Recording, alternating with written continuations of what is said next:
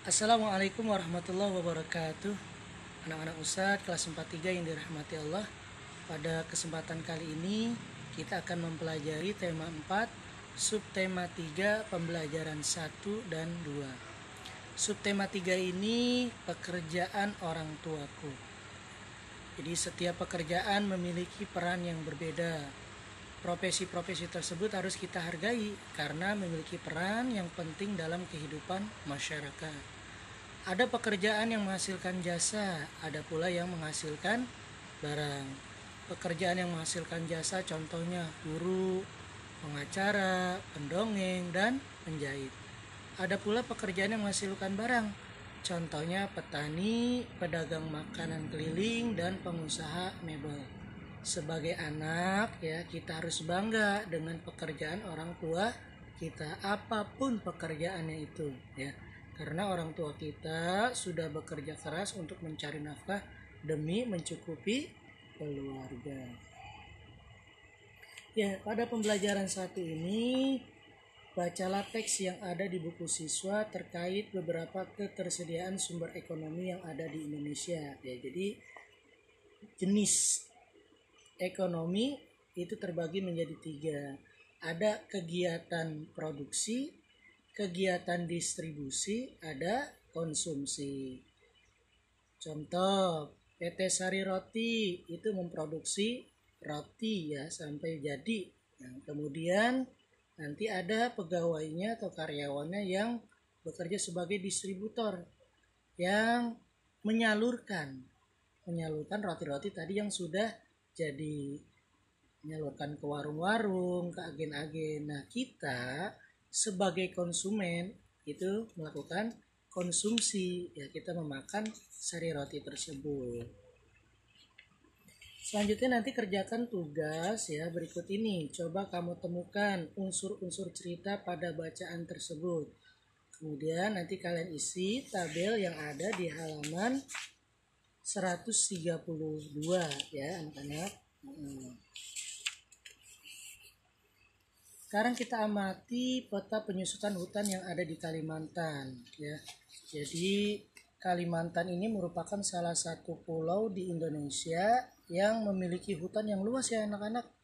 Makin meningkatnya kebutuhan manusia akan hasil hutan dan lahan hutan di Kalimantan itu semakin berkurang ya.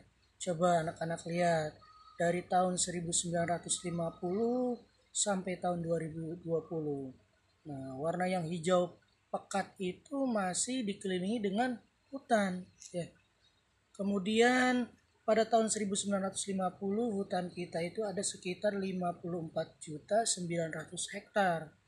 Berkurang pada tahun 1985 menjadi 39 juta sekian.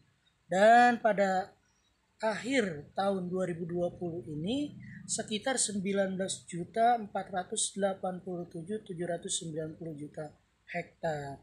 Jadi ketambakan hutan di Kalimantan dari periode ke periode ya ini sangat berbeda karena banyak hutan yang dimanfaatkan untuk kegiatan pertanian. Dari tahun ke tahun warna hijau yang ada di peta ini semakin berkurang. Hal ini menunjukkan bahwa pohon yang ada di hutan semakin berkurang. Sungguh sangat ironis sekali ya anak-anak. Jadi dari tahun ke tahun hutan yang ada di Kalimantan itu semakin berkurang ya. Ada juga yang salah memanfaatkan dengan cara menebang pohon secara liar, secara berlebihan. Akibatnya nanti ya akan mengakibatkan banjir ya kan.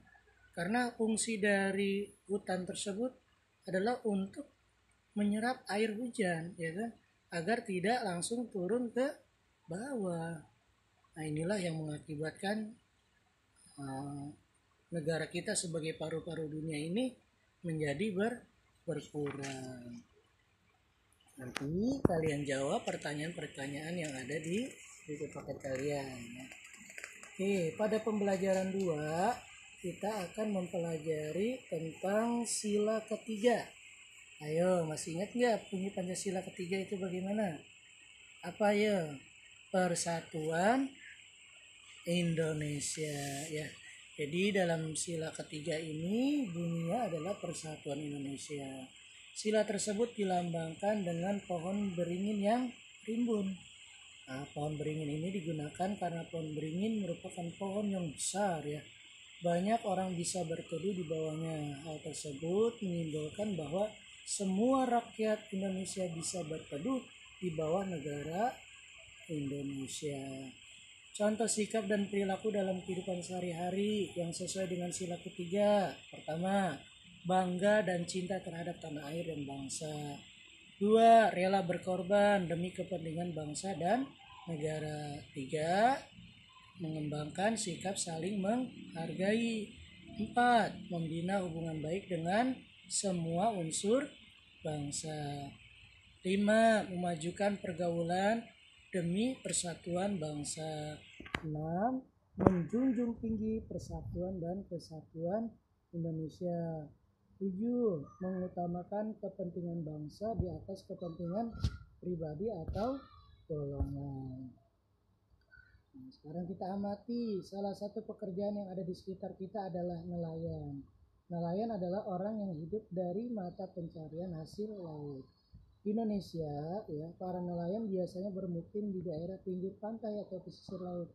Banyak sekali nilai-nilai yang bisa kita pelajari dari seorang nelayan.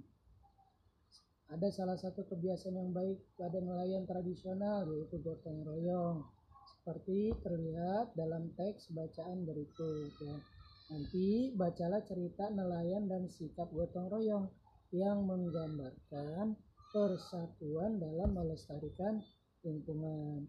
Selanjutnya nanti kalian jawab pertanyaan-pertanyaan berikut ini ya. Nah, ayo berkreasi. Nanti juga kalian diminta untuk menggambar perahu nelayan ya, perahu layar. Nenek moyang bangsa Indonesia adalah pelaut. Mereka dengan gagah berani mengarungi lautan dengan menggunakan perahu layar. Perahu layar merupakan salah satu alat transportasi di laut. Perahu layar biasanya tidak dilengkapi dengan mesin. Perahu layar digerakkan oleh tenaga angin ya, melalui layar lebar yang dipasang di perahu.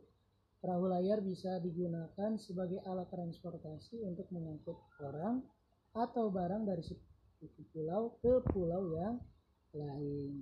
Pada saat ini perahu layar juga digunakan untuk sarana berolahraga.